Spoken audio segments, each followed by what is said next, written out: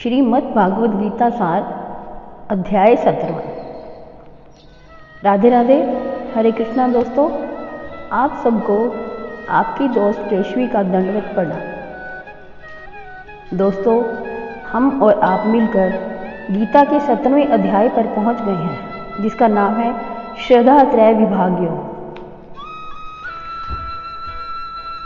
इसमें श्री कृष्ण अर्जुन को श्रद्धा और उसके प्रकार के बारे में बताते हैं कि श्रद्धा कितने प्रकार की होती है। आइए जानते हैं श्रद्धा के बारे में विस्तार से। 16वें अध्याय में जब भगवान श्री कृष्ण ने पुरुषों या जीवों की दैवीय और आसुरी प्रकृति का भेद वर्णन करते हुए कहा, जिन पुरुषों की शास्त्रों में निष्ठा है तथा जो उसी के अनुसार आचरण भी करते हैं, उन्हें मुक्ति मिलती है। तब अर्जुन के मन में शंका हुई कि जो लोग शास्त्रों के प्रति निष्ठावान नहीं हैं, शास्त्र अनुसार आचरण भी नहीं करते, लेकिन किसी भी दैवीय शक्ति में जिनकी आस्था है, तो क्या उनकी मुक्ति नहीं होती? इसलिए इस 17वें अध्याय में भगवान श्री कृष्ण से अर्जुन ने पूछा, हे सखा, जिन पुरुषों ने शास्त्रों का ज्ञान प्राप्त नहीं किया और न ही जो शास्त्र अनुसार आचरण किया करते हैं और मात्र श्रद्धा भाव के कारण ही अन्य देवी देवताओं की भक्ति करते हैं, उनकी कौन कौन सी प्रकृति होती है? क्या वे सात्विक होते हैं या फिर राजसी अथवा तामसी? अर्थात ऐसे पुरुष की गति या स्थिति क्या है? अर्जुन के संशय को दूर करते हुए भगवान श्री कृष्ण बोले, हे अर्जुन, सात्विक, राजसी व तामसी प्रकृति जीवों में उनके पिछले जन्म के कर्म संस्कारों के कारण उत्पन्न होती है। इसको स्वाभाविक श्रद्धा भी कहते हैं। अब वही मैं तुम्हें बतला रहा हूँ।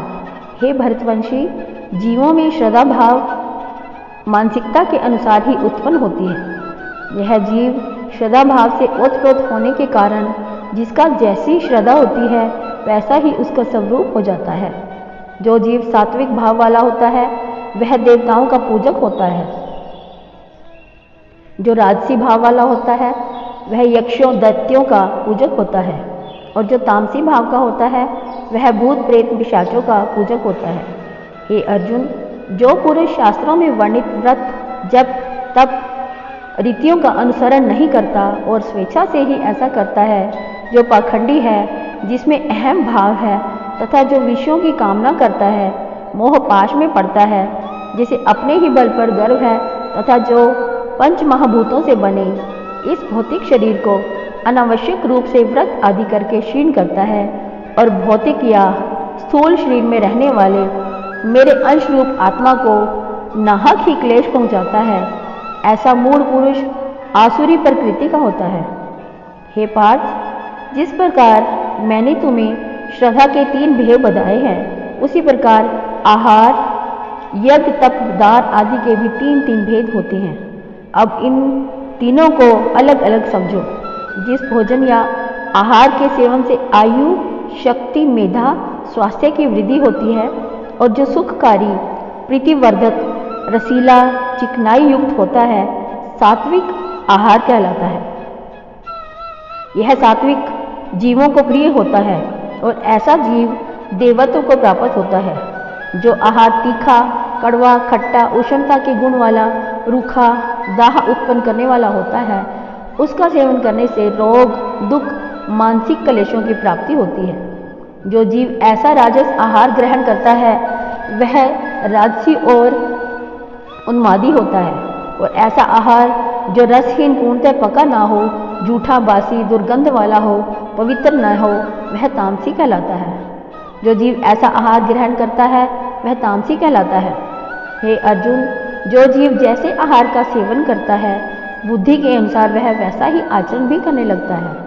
हे अर्जुन, जो यज्ञ शास्त्र रीति के अनुसार कर्तव्य भावना के बिना किसी फल की आशा से किया जाता है, सात्विक यज्ञ कहलाता है। जो यज्ञ मान, प्रतिष्ठा, प्राप्ति या अन्य किसी फल की आशा से किया जाता है, राजसी यज्ञ कहलाता है।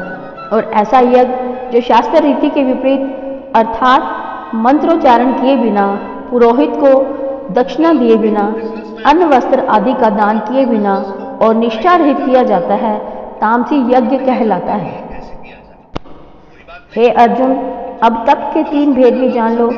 ईश्वर, ब्राह्मण, गुरु अर्थात माता पिता, विद, आचार्य आदि को नमन व उनकी सेवा करना, विद्वजनों की पूजा, पावनता, सहजता, ब्रह्मचर्य, अहिंसा आदि शारीरिक तप कहलाता है। शोक न करना, मधुर और हितकारी तथा मन व इंद्रियों द्वारा जो अनुभव किया जाए उसे सत्ययश कहना, वेद शास्त्रों का अध्ययन व ईश्वर के नाम का अभ्यास वाणी का तप कहलाता है। इसी तरह मन को प्रसन्न रखना, शांत भाव रहना, ईश्वर को स्मरण करना, मन को एकाग्र करना, हृदय की पवित्रता आदि मन के तप कहलाते हैं। अर्थात मन को परोपकार में लगाना, इंद्रिय अंगों से दूर रहना, वेद पुराणों का अध्ययन, आत्मा से साक्षात्कार करना, निष्कपट रहना आदि मन के तप हैं। हे अर्जुन, अब तप की प्रकृति सुनो।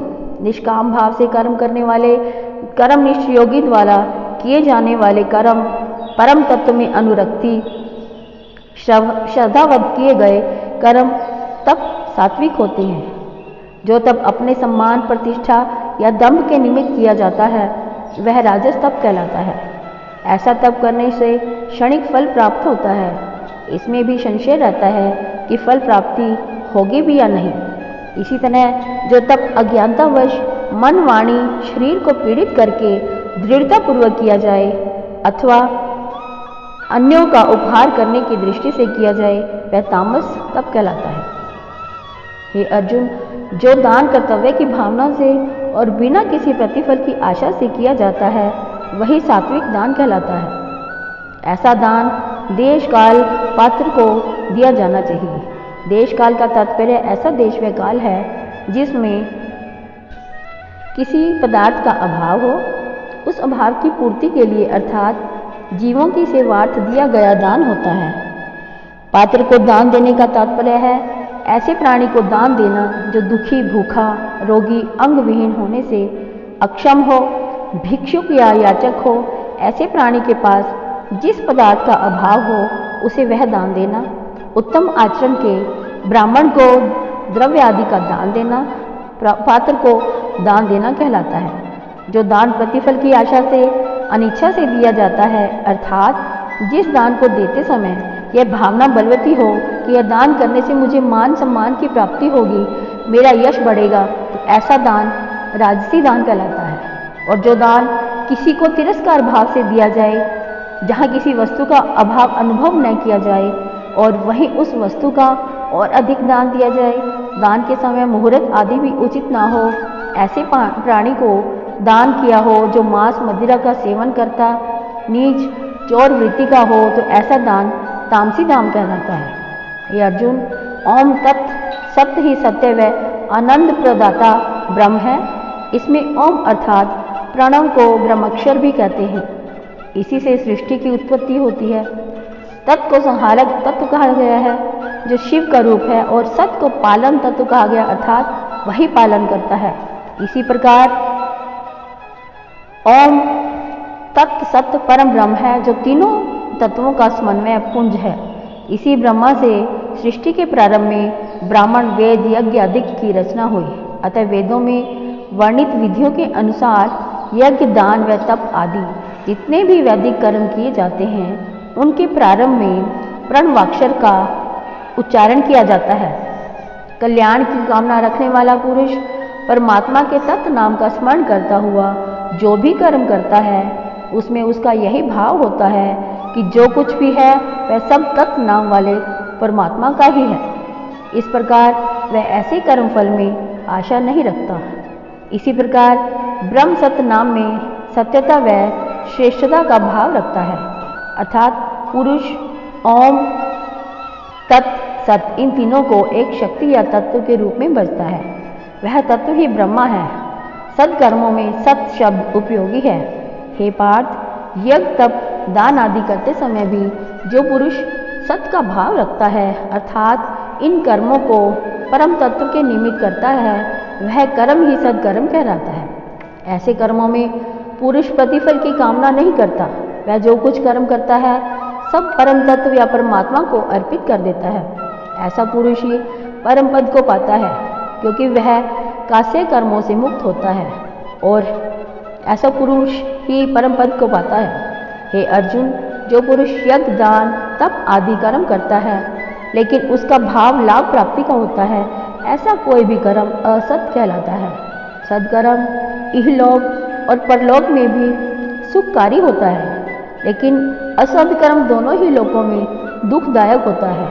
इसलिए हे अर्जुन, पुरुष या जीव को सदैव मुझ सत्यरूप आनंद प्रदाता परम पुरुष का स्मरण करते हुए अनासक्त भाव से और मेरे ही निमित्त शास्त्र रीति से कर्मों को श्रद्धावत करना चाहिए, क्योंकि मेरे निमित्त श्रद्धा भाव से किया गया कर्म मुझे प्राप्त होता है, तथा श्रद्धा रहित कर्म अन्य भूतादिक देवों को प्राप्त होता है, अथवा जिसमें पुरुष की श्रद्धा होती है वह उसे प्राप्त होता है, और ऐसे पुरुष को उस देव या भूत आदि देव द्वारा लौकिक फल की प्राप्ति भी होती है। लेकिन जो मेरे लिए निष्काम भाव से श्रद्धावत कर्म करता है उसे फल नहीं मिलता, लेकिन मेरी प्राप्ति अवश्य होती है। अतः जीव को प्रसन्न चित्त से मेरे निमित्त श्रद्धा भाव से सद्कर्म करना चाहिए।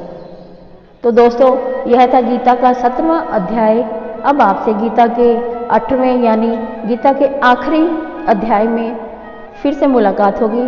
तब तक के लिए अपनी दोस्त केशवी को आज्ञा दीजिए। राधे राधे, हरे कृष्ण।